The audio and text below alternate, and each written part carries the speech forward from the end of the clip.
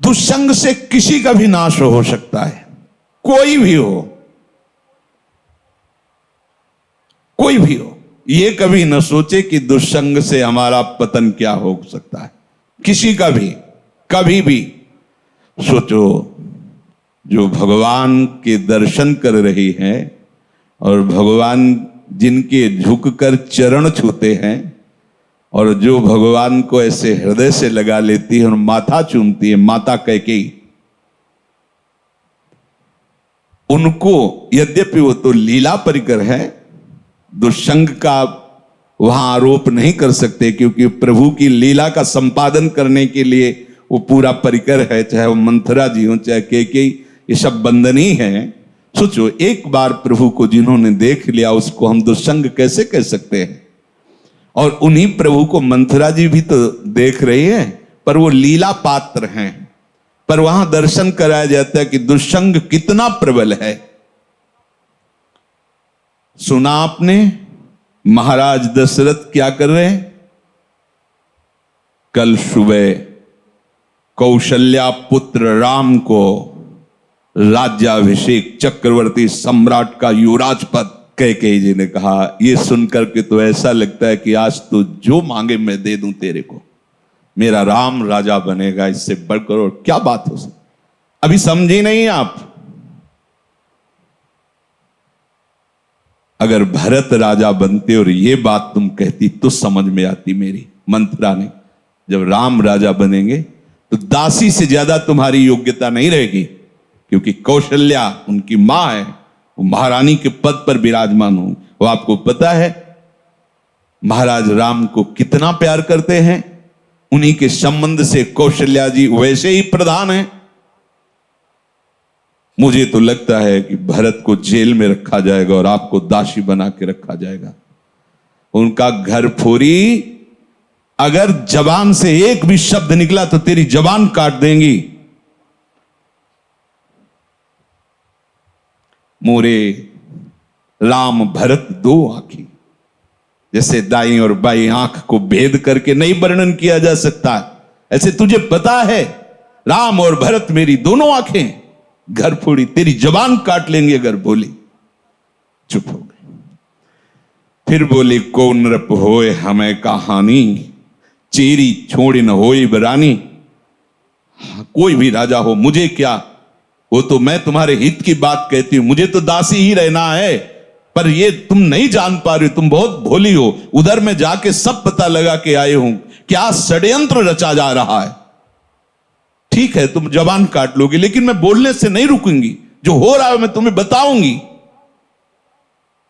देखा, इतना प्यार, तो क्या बस बात मेरी मान लो। अगर टल गई ये बात तो फिर जीवन भर पछताओगे। सुबह राज्याभिषेक का समय है, कोप भवन में जाओ। महाराज ने वरदान देने की बात आपको कही थी, आप वरदान मांग लेना, मान लो मेरी बात। चढ़ने लगी बात और उठकर चली गई कोप भवन में। जब महाराज को पता चला, महाराज आए, तुम्हें कोप भवन में आने की क्या आवश्यकता थी? तुम तो केवल सूचना दे देती, क्या मांग है तुम्हारी? ऐसे बलवान थे महाराज दशरथ कि देवराज इंद्र सहायता के लिए बुलाते थे जब असुरों से संग्राम होता, और भगवान के पिता बनने का सौभाग्य मिला। सब बल ऐश्वर्य संपन्न महात्मा थे महाराज दशरथ जी। और उनका केवल आप मीठी मीठी बातें करते रहते, अपने वचनों पर तो दृढ़ नहीं रहते। कैसी बात करो, रघुवंशी और अपने वचन पर दृढ़ ना होना। रघुवंशियों की आन बान शान है कि प्राण त्याग देते पर वचन नहीं त्यागते। क्या है उनका? आपने कहा था 2 वरदान, तो हंस दिए। उनका 2 क्या, 2 की जगह 4 मांग लो, क्या चाहिए तुम्हें? उनका सुना है सुबह राम का राज्याभिषेक होगा। हां, महामंगल, भगवान शिव की कृपा से ये अद्भुत सुख प्राप्त होने जा रहा है, अयोध्यावासियों को राम राजा बनेंगे। उनका हां, तो यही तो बात मैं कह रही हूं। राम का 14 वर्ष का वनवास और भरत का राज सिंहासन पर आरोप।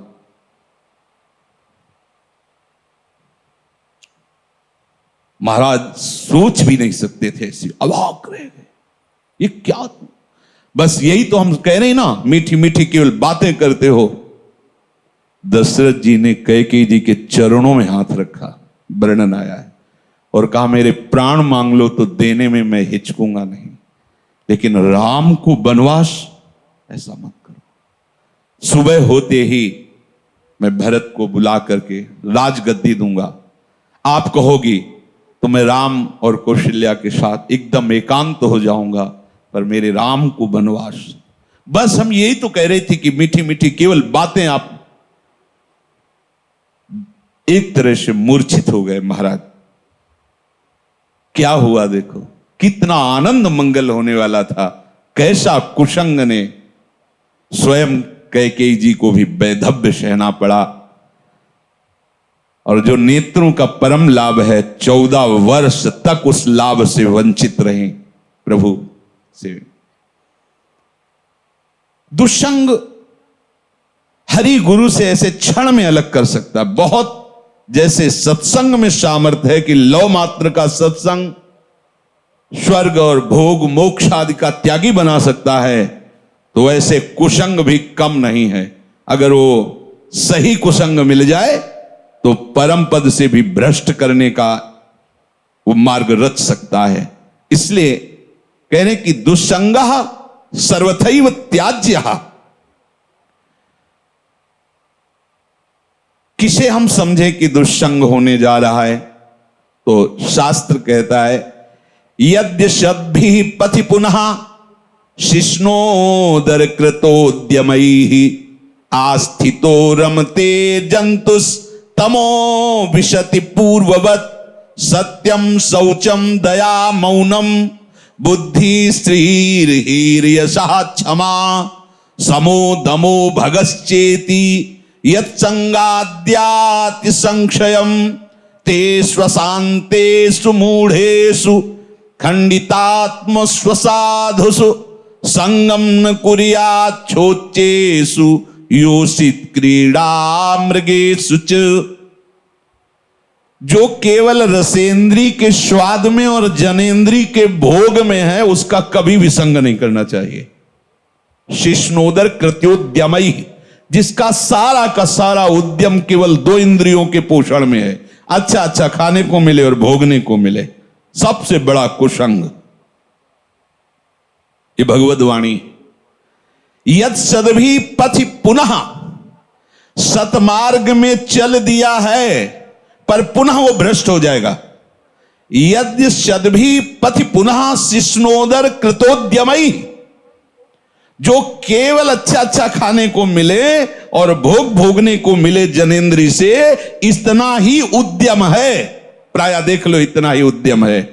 खूब कमाओ और खाओ और भोगो, बस इतना ही जीवन है लोगों की। बच्चापन से लेकर और मृत्यु तक केवल इतनी ही चेष्टा है, खूब भोग संग्रह करो और उनको भोगो और मर के दुर्गति प्राप्त करो। शिष्णोदर कृतोद्यमई, जिनका उद्यम, जिनका प्रयास केवल 2 इंद्रियों के पोषण में है, ये खाया जाए, ये खाया जाए, ये पिया जाए, ऐसे भोग किया जाए, ये घोर कुसंग है भगवत प्राप्ति के मार्ग में। जो भगवत मार्ग में आगे बढ़ना चाहता है, संगम त्यजेत मिथुन व्रतिनाम मुमुक्षुः सर्वात्मनान विसृजेत बहिरिंद्रियाणि एकश्चरण रहश्चित्तमनंतैः से युंजीत तद्वृत्तिषु साधुश्चेत प्रसंगः। महाराज शौभरी जी अपना अनुभव करके कहते हैं कि यदि भगवत प्राप्ति करनी है तो ऐ मुमुक्षु, कभी मैथुन धर्म से युक्त प्राणियों का संग न करना, क्योंकि मछली के मैथुन को देख करके इनका मार्ग रुक गया और अपने मार्ग से भ्रष्ट हो गए। 50 ब्याह मानधाता की राजकुमारियों से किया। तब लिख संगम त्यजेत मिथुन व्रतिनाम मुमुक्षु, जिसका ये व्रत बन गया है कि मैं जीवन मुक्त होकर भगवान के चरणों की आराधना करूंगा, उसको कभी मैथुन धर्म से युक्त प्राणियों का संग नहीं करना चाहिए। स्पष्ट आदेश है।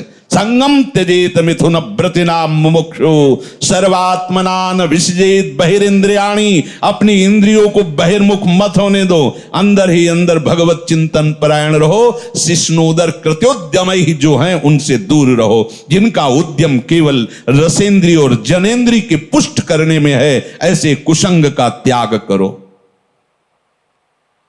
जो नीच पुरुषों का संग कर लेता है, बड़ा रंग चढ़ता है।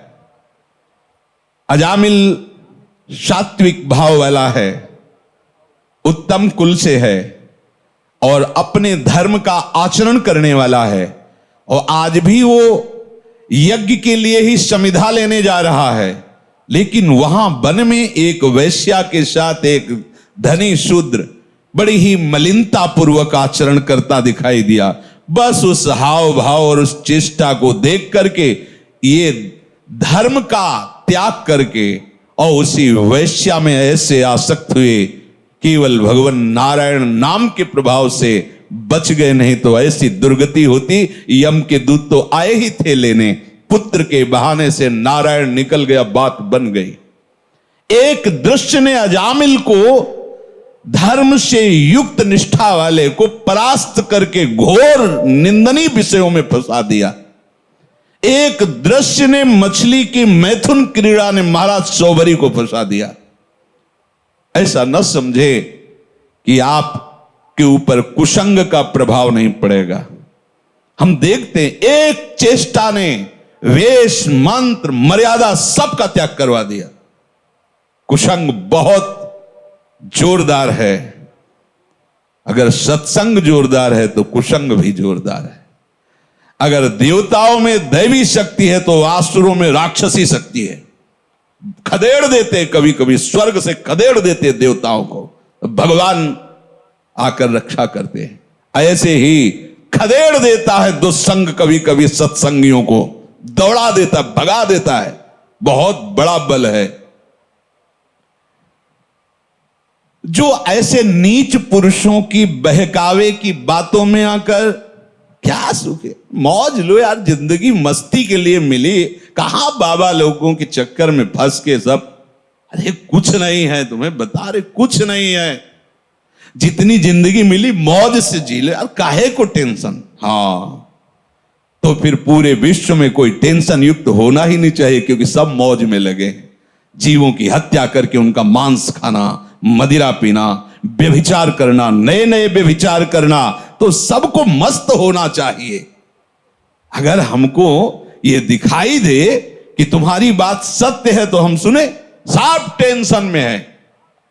कोई भी प्रभु को साक्षी करके बोले कि भजन के बिना किसी का हृदय शांत हो गया है, तो मुझे एक भी व्यक्ति विश्व में नहीं, ये महापुरुषों ने देखा है अपनी दिव्य दृष्टि से। स्वयं भगवान कह रहे हैं, भोगों को भोगने वाला अशांत होता है, वह अशांतस्य कुतः सुखम। जो अशांत है, जो आशाओं की भोगों की फांसी में बंधा हुआ, वो कहां सुखी हो सकता है। ये दुष्ट जन ऐसी प्रेरणा देते हैं। इनके संग से ध्यान दीजिए, सत्यम शौचम दया मौनम बुद्धि श्री धीर यशा क्षमा समो दमो भगश्चेति यत् संगाद्याति संक्षयम। जहां इन दुष्ट पुरुषों का संग मिला, सत्य गया, सत्य मार्ग छूट जाएगा। ऐसा है बहुत। जैसे सत्संग की महिमा है, ऐसे दुस्संग की महिमा है। महाप्रभु चैतन्य देव भगवान के साक्षात स्वरूप हैं, प्रेमावतार हैं, और कृष्णदास नाम का सेवक, महाप्रभु ने उसको ही संग चलने के लिए कृपा करके अनुमति दी थी तीर्थ यात्रा में। और जब कुसंगियों का संग मिला तो इसने महाप्रभु को छोड़ दिया। महाप्रभु ने अपने तेज बल से उसकी रक्षा की, भगवत तेज बल से, नहीं तो वो उनके पक्ष में हो गया था और वो महाप्रभु के ऊपर भी प्रहार करने तक के लिए उद्यत हो गए थे, और भगवत तेज से रक्षा की उसकी। तब समझ में आता है कि भगवान के पास से भी कुसंग घसीट सकता है। अगर कुसंगियों की बातें सुनी जाए, कुसंगियों की बात का अगर श्रवणेंद्री के द्वारा हृदय में पहुंचने का अवसर मिल जाए तो भगवान के पास से भी दूर कर सकता है। देख लो, महाप्रभु में और प्रभु में कोई अंतर नहीं, प्रभु से बढ़कर महाप्रभु हैं। प्रभु के होते हुए भी उनसे प्रेम नहीं हुआ, पर महाप्रभु के दर्शन मात्र से श्री कृष्ण प्रेम होना, ऐसा आचार्यों ने, महापुरुषों ने गाया है। पावत ही तिनको दरस उपजय भजन आनंद, बिन ही श्रम छुट जाए सब जे माया के फंद, गौड़ देश सब उद्धरु प्रगट कृष्ण चैतन्य, तैसे ही नित्यानंद हो रस में भय अनंत। दर्शन क्या वो उच्छिष्ट पाता था, महाप्रभु के साथ चलता था, पर कुसंग कितना भारी, ओहो, सत्य मार्ग छूट जाएगा, पवित्रता नष्ट हो जाएगी, दया, मननशीलता, बुद्धि, लज्जा, श्री, कीर्ति, क्षमा, मन का वश में रहना, इंद्रियों का वश में रहना और भागवतिक सद्गुण, ये सब नष्ट हो जाएंगे दुस्संग से। अशांत चित्त, मूर्ख, नष्ट बुद्धि, भोगों के खिलौने बने हुए इन शोचनीय असाधु दुष्ट पुरुषों का संग कभी भी भूल कर नहीं करना चाहिए। दुसंग का त्याग बिल्कुल अत्यंत आवश्यक है, चाहे वो कोई भी हो। जाके प्रिय न राम वैदेही, तजिए ताहि कोटि बैरिशम, यद्यपि परम स्नेही। कोई भी हो, अगर दुस्संग है और मां है तो भी नहीं बोलना, ये सबको पचेगा नहीं। जब भरत जी ने सुना कि मेरे प्राणाराध्य भगवान को वनवास मेरी मां के वचनों से हुआ, मेरे परम कृपालु परम प्रेमी पिता का शरीर त्याग मेरी मां के वचनों से हुआ, तो जे ही ननिहाल से आए तो दौड़ कर कैकेयी मां मिलने के लिए आई तो रोक दिया, और शब्द जो बोला वो बहुत ही कठोर बोला, पापिनी, आज के बाद तेरा कभी भरत मुख नहीं देखेगा। 14 वर्ष व्यतीत होने के बाद जब प्रभु पधारे तो सबसे पहले कैकेयी मां के पास गए। बड़े करुणा में मर्यादा पुरुषोत्तम हृदय से लिपट कर कैकेयी जी रोई और कहा, बेटा एक इच्छा है, जब से ये लीला हुई तब से आज तक भरत ने कभी मां नहीं कहा, तुम आदेश करोगे तो एक बार वो मां कह देंगे तो मेरा हृदय जो जल रहा है शांत, एक बार केवल मां कह दे। प्रभु कुछ बोल नहीं पाए, विचार किया। भरत जैसे महाभागवत एक बार जो निश्चय कर ले उसे टाला नहीं जा सकता, और भरत मेरी आज्ञा को नहीं टाल सकता। अब ऐसी परिस्थिति में निश्चित वो प्राण त्याग देगा। अगर हमने कहा कि कैकेयी जी को मां बोल दो तो मेरी आज्ञा उल्लंघन नहीं करेगा, और निश्चय इतना प्रबल है इसलिए दोनों बातों की रक्षा के लिए प्राण त्याग देगा। दूसरे भगवान ने कहा ही नहीं, जीवन में कभी मां नहीं कहा। साष्टांग प्रणाम करके हाथ जोड़कर ग्रीवा झुकाकर खड़े होते थे प्रहलाद जी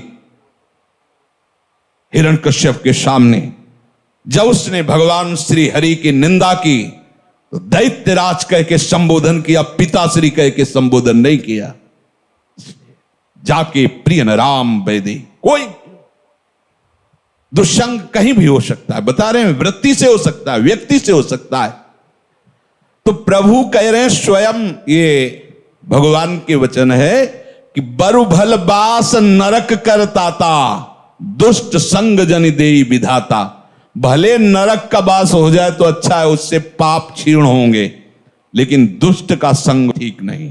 दुष्ट का वास, दुष्ट का संग, दुष्ट से मित्रता, दुष्ट से संभाषण बिल्कुल ठीक नहीं। बरु भल बास नरक करता, भले नरक में हमें वास मिले लेकिन दुष्ट का संग ना मिले।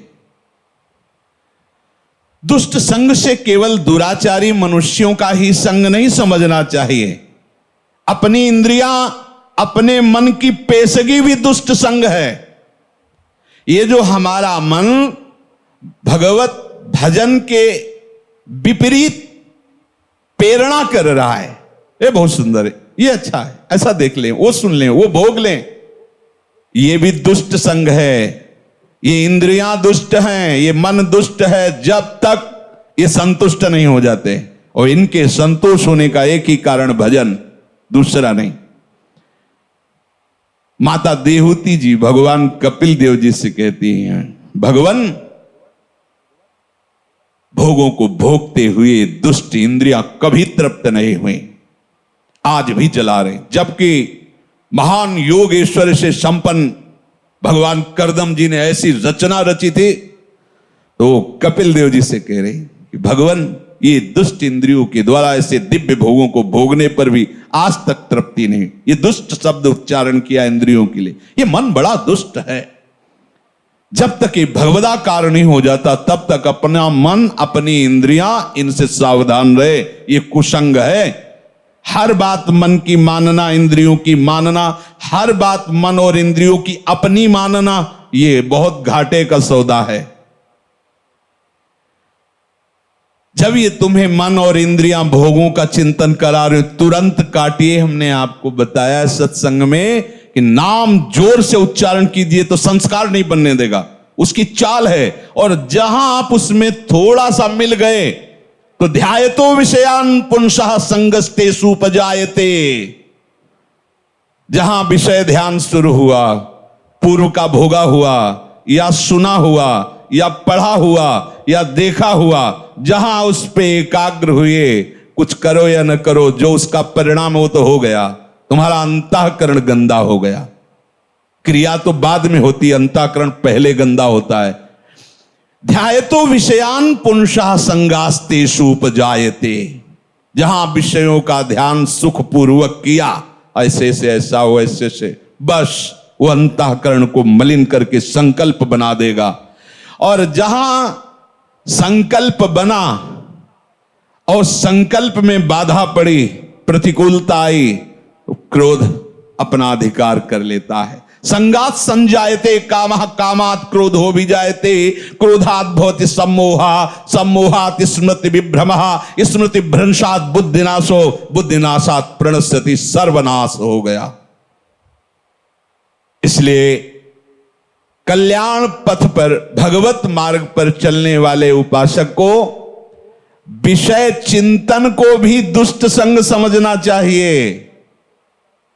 विषय चिंतन बड़ा भारी अंदर का दुष्संग है। बाहर से भाग के तो एकांत हो गए, लेकिन अंदर उसे भगाने के लिए नाम समर्थ है। नाम न छूटे तो कोई भी दुष्संग तुम्हारे ऊपर प्रभाव नहीं डाल सकता, आएगा प्रभाव नहीं डाल सकता। कोई भी दुष्चिंतन अपना संस्कार स्थापित नहीं कर सकता। इसलिए निरंतर नाम जप करते हुए दुष्संग से बचना। जब दुष्संग से बचेंगे तब आपके अंदर भजन भाव की वृत्ति से एकांत स्थान की चाह होने लगेगी। कोई मुझसे मिले ना, कोई बात ना करे, बस चुपचाप निरंतर नाम चल रहा है, वाणी चल रही है। स्वाध्याय अत्यंत आवश्यक है। अगर आप थोड़ा भी हिंदी पढ़ लेते हो तो आपको स्वाध्याय जरूर करना चाहिए। आस्तिकता की आधारशिलाएं, साधक में साधुता, प्रेम दर्शन, श्रीमद् भागवत, श्रीमद् भगवत गीता जी। बिल्कुल संप्रदायवाद की बात मत करो, सीधे जैसा कहें वैसा चलो। इन वाणियों के पढ़ने से तुम्हें समझ में आएगा कि परमार्थ किसे कहते हैं। ये बहुत ऊंची बात है। प्रेम की बातें, प्रेम की ऊंची ऊंची करते हैं और बस स्थिति कहां है अपने अपने हृदय की देख लो। हमें स्थिति चाहिए, बातें नहीं। बातों से पेट नहीं भरता, बातों से प्रीति नहीं होती, स्थिति चाहिए। जब तक आप सिद्धांत को नहीं समझोगे तब तक बातें ऊंचे सहचरी भाव की, गोपी भाव की, सखा भाव की, और स्थिति नहीं है एक साधारण धर्म की। जो व्यभिचारी है, जो मनमुखी है, जो स्वेच्छाचारी, वो कौन से भाव में बैठा है? देह भाव में। देह भाव का तो पूरे संसार में ही प्रचार प्रसार हो रहा है। देह भाव ही तो दुर्गति का कारण है। अब उसके उपासक के हृदय में जो दुस्संग से सर्वथा बच रहा है, भीतर और बाहर से, तो विविक्त स्थानम सेवते। जैसे आप यहां बैठे हो, आप एकांत में हो, एक के सिवा कोई चर्चा नहीं, एक के सिवा कोई गान नहीं, एक के सिवा कोई सेवा नहीं, एक के सिवा कोई वार्ता नहीं, उसे एकांत कहते हैं। एकांत का मतलब किसी कमरे में या गुफा में बैठ जाना नहीं। अगर वहां है और दुस्संग निवृत्ति का तुमने उपाय नहीं जाना तो वही दुस्संग हो जाएगा, अंदर से ही दुस्संग, अकेला बैठे बैठे अपने आप को फंसा देगा। और इतनी सभा बैठी, इस समय सब कहां हो? केवल सत्य में हो। सत्य ही वो एक है और उसी एक में स्थित रहना एकांत कहते हैं। एक के बाद और कोई स्मृति ना ना, उसे एकांत कहते हैं। और एक ही वो परमात्मा है। एको हम बहुश्यामा, वही बहुत रूपों में, यही जान जाना, संसार से मुक्त हो जाना है। तो यो विविक्त स्थानम सेवते, उसके हृदय में एकांत स्थान के सेवन का भाव आता है। एकांत स्थान से सीधे हम बहिर्मुख हैं तो बाहर बात चली जाती है, कहीं किसी नदी के किनारे, कहीं किसी जंगल में, कहीं किसी गुफा में नहीं। उसका अब एक प्रभु के सिवा और कोई चिंतन न हो, ऐसा भाव आता है। इसके लिए हमें दुष्संग से बचना है, पर दुष्संग से बचने के लिए सत्संग अनिवार्य है। अगर सत्संग नहीं तो दुष्संग की पहचान ही नहीं हो पाएगी, दुष्संग से बचाव की कला ही नहीं आएगी। तो कहते हैं यो लोक बंध मुन्मूलयति, जिसने लौकिक रिश्तों को बिल्कुल तोड़ दिया है। बहुत खतरनाक ये संबंध है, लौकिक संबंध। यो लोक बंध मुन्मूलयति। एक सन्यासी जी वाराणसी में हमें मिले थे। उनका परिवार एक गांव है कानपुर जिले में, वहां से बहुत पहले जैसे सुना जाता है कि परिवार वाले आए तो संत भाग गए, वो नहीं मिले, दूर रहे। क्या है, ज्ञानी हो, महात्मा हो, क्या मिलना चाहिए। पर यह बात जो महापुरुषों के जीवन से में समझ में आती है कि चाहे जितना हम दूर रहें उनसे, पर मायाकृत संबंध का ऐसा संस्कार बैठ जाता है कि ये हमारे भाई हैं, ये दिमाग में रहता है। भले वो शिष्य बन जाएं, पर गुरु भाव गौड़ होगा, मुख्य भाव होगा कि मेरा छोटा भाई या बड़ा भाई है, मेरे ताऊ हैं या काका हैं या चाचा है या जीजा, जो भी लौकिक संबंध। वो प्रयाग में घाटों में मिलते थे, विश्वनाथ जी का प्रसाद दिया करते थे। स्वामी जी बहुत चिंतित दिखाई देते थे। दिन पूछा, स्वामी जी आपकी चिंता का कारण क्या है? उनका बहुत बड़ी गलती हो गई है, मैं उसी गलती से जल रहा हूं। तो क्या गलती हो गई आपसे? ऐसा क्या अपराध है जो आप सन्यासी दंडी महात्मा? तो उनका क्या है कि जब से हम सन्यासी बने 25 वर्ष हो गए, छोटा भाई मिलने आया करता था, तो हमें कुछ ना कुछ दक्षिणा मिलती थी, तो उसे एकत्रित किए थे। तो उस समय उन्होंने कहा 90,000 रुपये हमारे पास थे। उसने आके रो के कहा कि बेटी का ब्याह है और मुझे दे दीजिए, तो कुछ व्यवस्था करा दीजिए। तो हमें लगा कि कन्या का ब्याह, कोई बात नहीं, दे दिया। ब्याह हुआ, दूल्हा मर गया ब्याह के बाद ही। अब जब हम अपने बड़े जनों से बात की तो उनका तुम्हारे द्वारा एक कृत्य जो हुआ बहुत गलत हुआ। विरक्त का जो पैसा होता है वो जहर होता है, वो गृहस्थ का नाश करने वाला होता है। तुमने ऐसा कैसे कर दिया? ये तुम्हारे पैसे का प्रभाव है किसकी? बोले तब से मैं जल रहा हूं, अब इसका क्या उपाय हो सकता है? मेरे द्वारा बहुत बड़ी गलती हो गई। ये जो लोक संबंध है ये बड़ी ऊंचाई से घसीट लेता है। भजन के लिए कोई भी भजन करो। पुराने गंगा किनारे आश्रमों में जो संत जन रहते थे, हमने देखा कि उनके जब घर के लोग मिलने के लिए आते तो ऐसे बाहर आकर के बुरगुज होते हैं ना, गंगा के किनारे से घाट के जो ऐसे चबूतरा, उनमें बैठ जाते ऐसे और कहते कि देखो भाई, हमारे यहाँ कुटिया का गुड़ भी मत खाना, क्योंकि गांव में गुड़ ही आदि ही रहता। गुड़ भी मत खाना, जो लाए हो पाना और गंगा जल पीना, चले जाना। यहाँ आश्रम का एक भी वस्तु स्वीकार मत करना, तभी तुम्हारा मंगल होगा। उन महापुरुषों ने जो अनुभव किया उसे अपने लोगों को धारण करना है। यो लोक बंध मुन्मूलयति, अहेतु की कृपा हुई हम भगवत मार्ग में चले, और अगर चूक गए तो फिर बहुत गड़बड़ हो जाएगा। ये बहुत दूरी से घसीटते हैं परिवार वाले।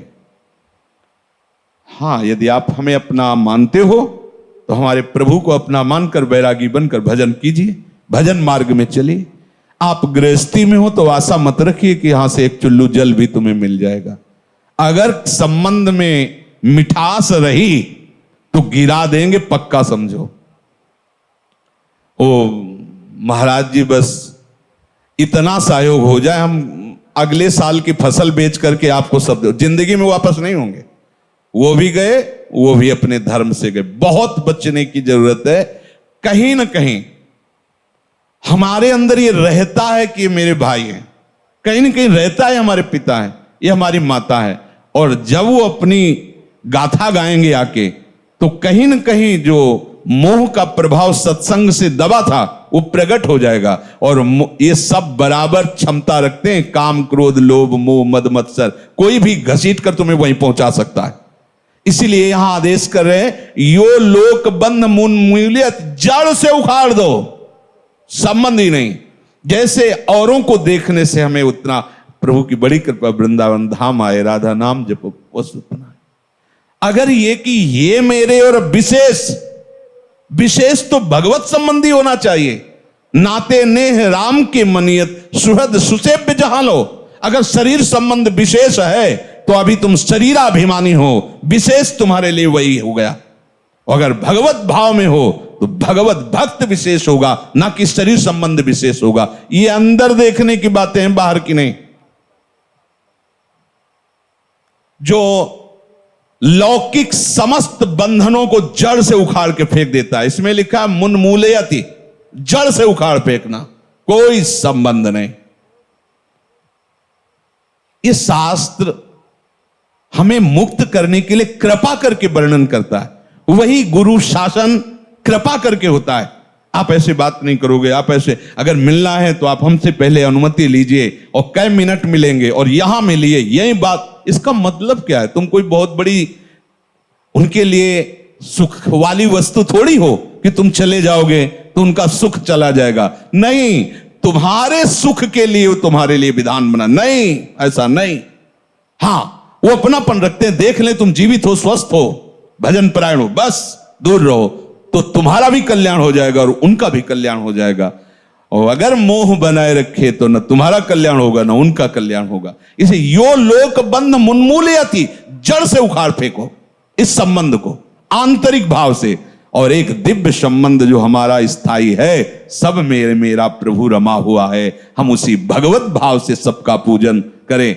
अगर भगवत भाव नहीं है, वो आप जानते हैं, और ये है कि ये मेरा शरीर संबंधी है, तो उदासीनता अत्यंत आवश्यक है। उदासीनता ही उसकी जड़ को नष्ट कर देगी, ना मैत्री ना शत्रुता। उदासीनता, जिसे हम जानते हैं, ऐसे भाव हम जानते हैं पर हम जानते ही नहीं, ऐसे भाव से। आगे जो भगवान कह रहे हैं, निस्त्रिगुणो भवार्जुन, तो बोले निस्त्रिगुण्यो भवति। जो भगवत प्रेमी उपासक होता है वो इस त्रिगुणात्मिका माया के रचे हुए भोगों में कभी नहीं फंसता है। संसार के पदार्थ, संसार की शोभा, संसार के राग रंग, ये संसारी पुरुष को बातें हैं, भगवत मार्ग के पथिक को नहीं। भगवत मार्ग के पथिक को जो भी उसे अच्छा लगा वो तो सब प्रभु को दे दिया। हमारी जो भी जहां भी आसक्ति जैसी भी थी वो तो सारी की सारी प्रभु को शरणागत के समय दे दिया। अब हमारा आपके सिवा कोई नहीं, हमारा भरण पोषण आपकी कृपा से होता है, हमारा साधन आप हैं, हमारे साध्य आप हैं। ये बात कह के अगर तुम्हें कुछ अच्छा लग रहा है, कुछ अपने बचे हैं, मतलब त्रिगुण का संबंध आप स्वीकार कर रहे हैं। यहां प्रभु कह रहे हैं त्रिगुणातीत बनो। हमें शास्त्र की उन कहते कि आप ये कह रहे हो शास्त्र में वो भी लिखा है, तो स्थिति का लिखा है। जैसे स्थिति होती पढ़ाई में, ABO का KB कौन शुरुआत होती, फिर 1, फिर 2, फिर 3, 4 ऐसे क्लास होते। यहां ककाहरा की पढ़ाई नहीं हो रही है, यहां वो प्रेम रस छलकता है जो वासुदेवा सर्वम से शुरुआत होती। यहां की पढ़ाई वासुदेवा सर्वम से यहां का क्लास चलता है। यहां से अब सर्वान वस्तुतया निरीक्ष, अब इसके ऊपर प्रेम रस की बात चलती। और वासुदेवा सर्वम के लिए भगवान कह रहे सम आत्मा सुदुर्लभा, इसीलिए कहो जो हरिवंश रस बिरलो समझनहार, एक दो ही जो पाइए खोजी सब संसार। असंसारी, त्रिगुणातीत होने का तात्पर्य असंसारी। असंसारी का तात्पर्य स्थूल देह से राग खत्म, सूक्ष्म देह से राग खत्म, और त्रिगुणात्मिका माया के रचे हुए स्वभाव से भी खत्म, अर्थात स्वरूप स्थित महापुरुष। निस्त्रिगुण्यो भवति, प्रभु का प्रेमी फिर अपने योग क्षेम की भी चिंता नहीं करता। कह रहे योगक्षेमम त्यजति, प्रभु यहां कह रहे निर्द्वंदो नित्य सत्वस्थो निर्योगक्षेमम आत्मवान। अब जिसे ये चिंता बनी रहे